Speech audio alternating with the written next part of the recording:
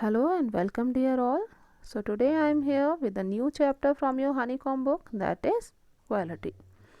So, this is one of the famous stories written by John Galsworthy, who was a famous writer in English literature. In this chapter or in this story, he describes about the German shoemaker Mr. Gessler and his elder brother who were settled in London. They were perfect artists. So, the writer describes about the art of boot making in this chapter. So let's start. I knew him from the days of my extreme youth because he made my father's boot. He lived with his elder brother in his shop, which was in the small by street in the fashionable part of London. So the author had known the shoemaker Mr. Gessler for many years because Mr. Gessler used to make boots for the author's father.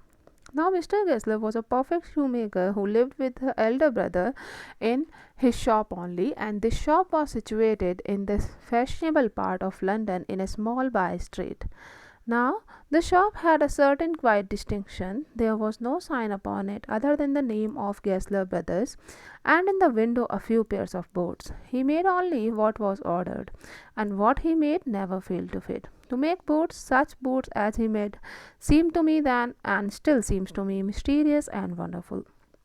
So this shop was quite different from others. The shop didn't have any signs on the board apart from the name of Gessler Brothers. There were a few pairs of shoes that were kept in the window of the shop. He used to make boots only on orders, but every pair of shoes made by him had the perfect fitting. The author was also amazed with this art and perfection of Mr. Gessler in boot making. So I remember well my shy remarks one day while stretching out to him my youthful foot, "Isn't it awfully hard to do, Mr. Gessler?" And his answer, given with a sudden smile from out of the redness on his beard, "It is an art." So he said this with a German accent because he belonged to Germany. So once the author, when he was trying shoes in the shop of Mr. Gessler, he asked him if it was not awful to make those shoes perfectly fitting into the feet they were meant for. The man answered with a heavy German accent and in the sudden smile on his face that it was an art for him. It was not possible to go to him very often. His boots lasted terribly. Lasted terribly means lasted very long, or you can say durable, having something beyond the temporary, some essence of boot stitched into them. So children, in this picture you can see this is the shop of Mr. Gessler Brothers, and there is only the name of Gessler Brothers is there on the board, and in the window there are a few pairs of shoes that are kept, and the author is standing outside of the shop because he is in preparation to enter into the shop. Now, once the author, when he asked Mr. Gessler that if it was not awful to make them shoes perfectly, so he said that it was an art for him. Now the boots that were bought from Mr. Gessler's shop were so durable or long lasting that it was not possible to visit to him frequently. He made the boots with great perfection by using fine quality of material.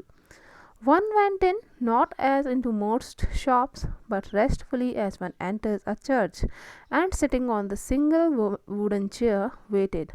A guttural sound, and the tip-tap of his slippers beating the narrow wooden stairs, and he would stand before one without coat, a little bent in leather apron, with sleeves turned back, blinking as if awakened from some dreams of boots. Guttural means harsh sound.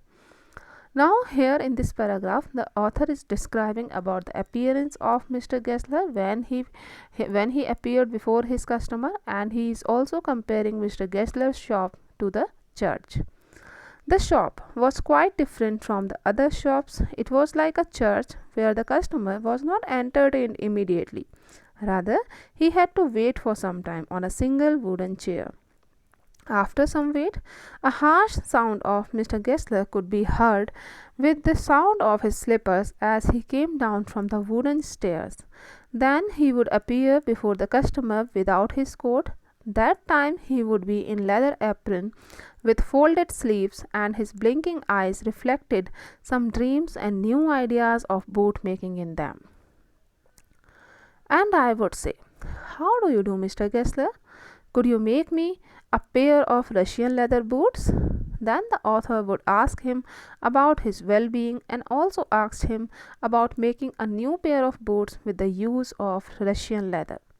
Without a word, he would leave me retiring whence he came or into the other portion of the shop, and I would continue to rest in the wooden chair, inhaling the incense of his trade. Soon he would come back, holding in his hand a piece of gold brown leather with eyes fixed on it. He would remark, "What a beautiful piece!" When I too had admired it, he would speak again, "When do you want them?"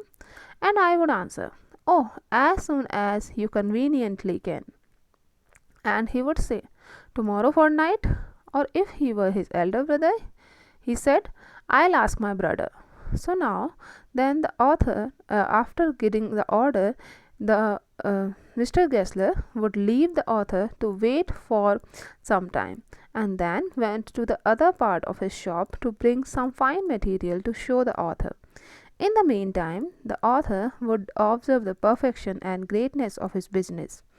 Soon Mr. Gessler would come back with a wonderful piece of leather in golden brown color, and then he would remark while looking at it appreciatingly that it was a beautiful piece to make boots for the author, and the author would also agree.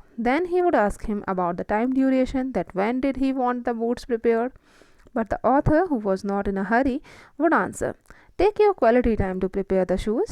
Then he would ask the author to deliver the order within 15 days, and if there would be his elder brother, he would say that he would ask his brother about that.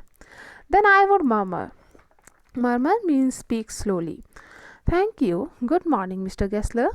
"Good morning," he would reply, still looking at the leather in his hand, and as I moved to the door, I would hear the tip tap of his slippers going up the stairs to his dream of boots. Then the author would thank him after giving the order and wished him good morning. Mr. Gessler would also wish him back, being busy in looking at the leather, and as the author would move to go out, he could listen the sound of his slippers again as Mr. Gessler would go up the stairs to complete his order of making boots. So here in this picture you can see the author is sitting on the wooden chair and he is trying, or he is giving the measurement for the shoes making, and Mr. Gessler is taking the order in his leather apron and his sleeves are also folded. I cannot forget that day on which I had occasion to say to him, "Mr. Gessler, that last pair of boots creaked. You know, creaked means broken." So, as usual, we can see that Mr. Gessler would be always engrossed in his boot making art most of the time and won't talk much with his customers. He strongly admired every piece of material he used to work with. The boots made by Mr. Gessler and his elder brother were of supreme quality and lasted very long. But in one occasion, the author had a different experience. So he complained about it to Mr. Gessler, that the shoes were broken. He looked at me for a time without replying, as if expecting me to withdraw or qualify the statement, then said, "It shouldn't have creaked." "It did, I am afraid." "You got them wet before they found themselves?" "I don't think so." At that he lowered his eyes as if hunting for the memory of those boots, and I felt sorry I had mentioned this grave thing. "Send them back," he said. "I'll look at them. Some boots," he continued slowly, "are bad from birth. If I can do nothing with them, I take them off your bill." Now, after listening the complaint about his boots, Mr. Gessler was shocked, as he was very much dedicated to his work and made every effort to make the boots perfect. So, firstly, he asked the author if he found them wet. The author denied. Then Mr. Gessler accepted this fact that some boots are not perfect from the beginning. So he promised the author that he will repair them, and if he could not, he will return the money to the author. Once only, I went absent-mindedly into his shop in a pair of boots bought in an emergency at some large firm. He took my order without showing me any leather, and I could feel his eyes penetrating the inferior covering of my boots. Penetrating means looking continuously or in search for something. At last he said, "Those are not my boots." The tone was not of anger, nor of sorrow, nor even of contempt. Contempt means hate. But there was in it something quiet that froze the blood. He put his hand down and pressed the finger on the place where the left boot was not quite comfortable. "Now it hurts you here," he said. "Those big firms have no self respect." And then, as if something had given way within him, he spoke long and bitterly. It was the only time I ever heard him discuss the conditions and hardships of his trade. Now, on one occasion, while placing an order for the shoe, the author was a bit absent minded. He was wearing a pair of boots bought in an emergency from the large shop. First, Mr. Gessler attended the author and took his order. At that time, he was also watching the boots of author that he was wearing that time, and they did not belong to him. Then he also remarked that the boots were not prepared by them. Though there was no tone of anger, sadness, or jealousy in his voice, but the author was feeling guilty and nervous. Though he tried many times to explain the reason of buying those shoes, but all in vain. Now Mr. Gessler looked carefully to the shoes and pressed at the point where the left boot was hurting the author. Then, with a sad face, he commented that it hurts the customers, but still the big firms don't have any self respect. They lure customers with their advertisements and not with their works. Because of this, Mr. Gessler was losing on his business, and this was the first time when Mr. Gessler shared his grief and hardships to the author about his business. So now, children, this is the first part that in which we came to know about the hard work and uniqueness and dedication of Mr. Gessler to his work. Now, I'll be soon come with the second part of this chapter. Till then, enjoy learning by doing.